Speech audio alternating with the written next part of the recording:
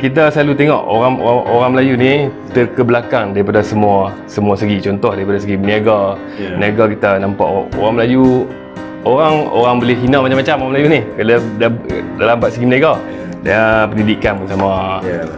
Jadi apa sebenarnya punca orang Melayu jadi macam ni?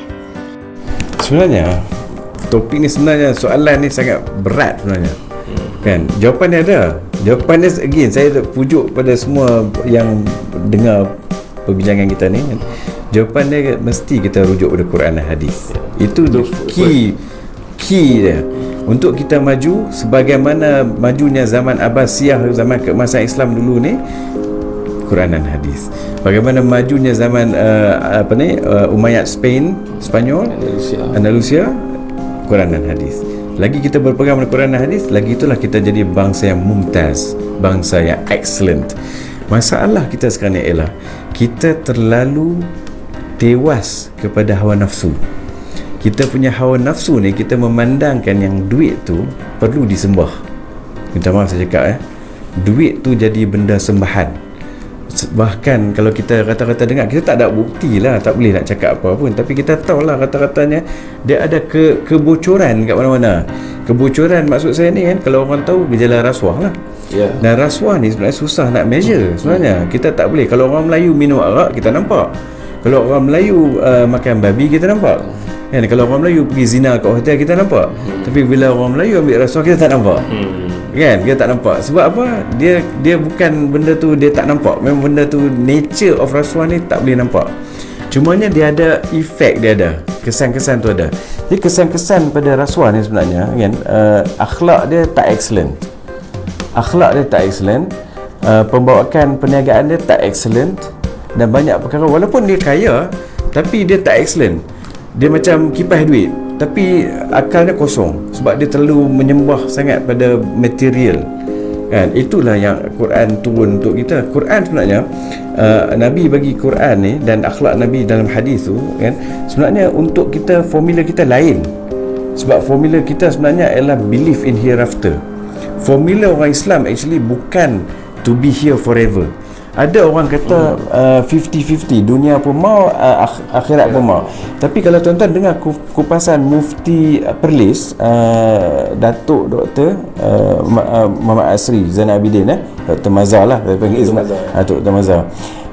Dia bagi kupasan yang apa yang kita perlu hanya sekadar kita boleh cukup sahaja, bukan bermewah-mewah. Yang selebihnya untuk dikongsikan. Inilah yang berlaku kat zaman Abbasiyah. Kita pernah baca tentang, tak payah sufi kita baca tentang apa tu? Tentang Salman Al-Farisi tu kita baca kan, ketika dia nak wafat kan dia menangis. Bila Sa'ad bin Abi Waqqas kata, wa ma yubkika ya akhi, apa yang menyebabkan engkau menangis wahai saudaraku? Alaisa qad sahibta Rasulullah sallallahu alaihi wasallam, alisa kaza wa kaza, takkah dulu kau telah bersahabat dengan Nabi ini dan itu disebut. Dia kata la abki dhannan lid dunya wala karahiyatan lil akhirah, aku tak menangis kerana cinta dunia, tidak juga kerana bencikan akhirat. Walakinna Rasulullah sallallahu alaihi wasallam ahida ilayya ahdan fama ara illa qad ta'addait. Tapi Rasulullah janji dengan aku satu perkara, aku rasa macam aku tengok macam aku dah langgar janji Nabi. Sa'ad bin Abi Waqqas sahabat Nabi juga. Sa'ad kata, wa ma'ahida ilaika Rasulullah. Rasulullah janji apa? Rasulullah dah tak ada. Dia kata, ahida ilayya Rasulullah an yakfi ahadukum misla ahadakum mislu zadir rakib. Nabi janji kepada kami, cukuplah seseorang kamu itu mengambil dunia dengan kadar seorang pengembara. Kadar seorang pengembara. Pengembara tak ambil benda lebih-lebih dalam dunia ni yang membolehkan dia kembara menuju Allah Jalla wa'ala. Cukup seorang kamu ambil dengan kadar seorang pengembara. Kata Salman, aku rasa aku dah ambil lebih daripada seorang pengembara. Ada hadis kata Salman telah meninggal dan dia hanya meninggalkan 14 dirham pun dia menangis.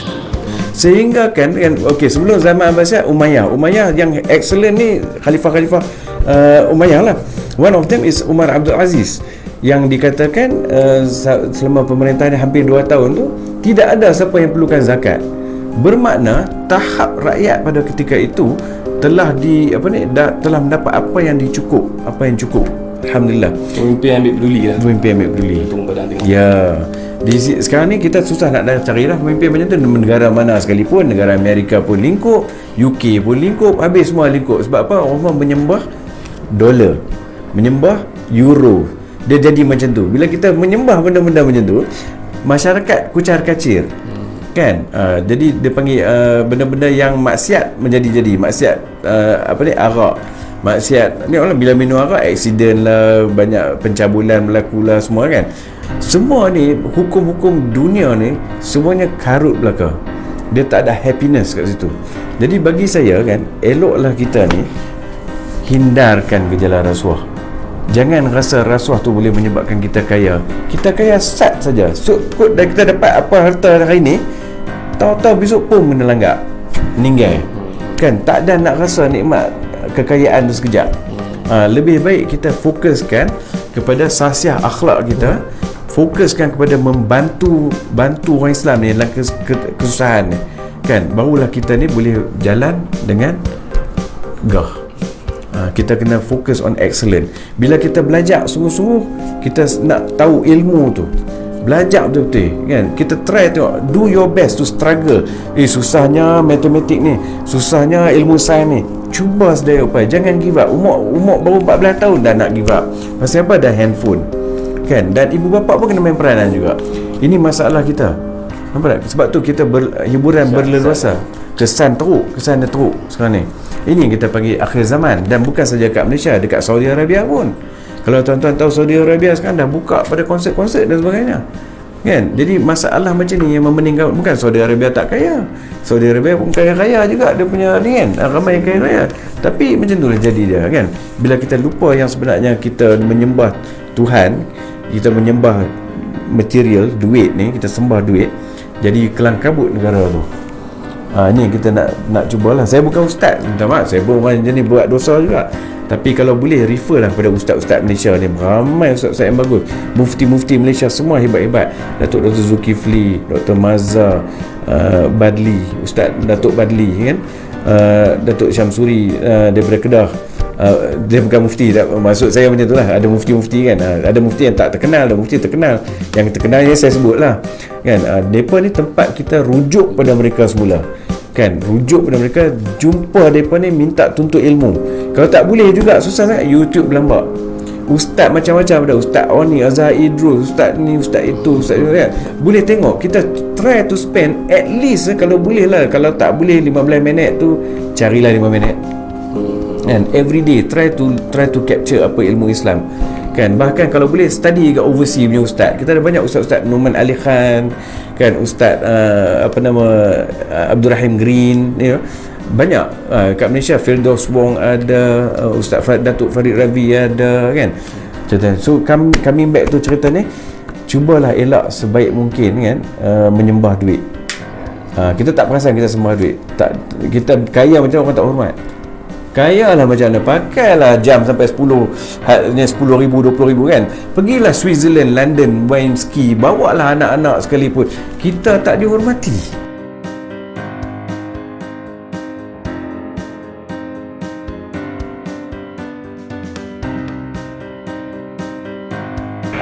Tanya Cik Lan, apa punca kalau kita tengok orang Melayu Islam ni susah sangat nak jadi terbaik? Contohnya dalam bisnes kita fail lah, ke belakang lah contohnya. Even orang kaya kat Malaysia pun puak-puak tu juga kan.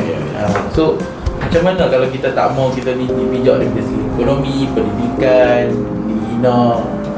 Jawapan yang saya nak Cik Lan bagi kaitan dengan rasuah ni, yang orang Cina duk beli-beli kan?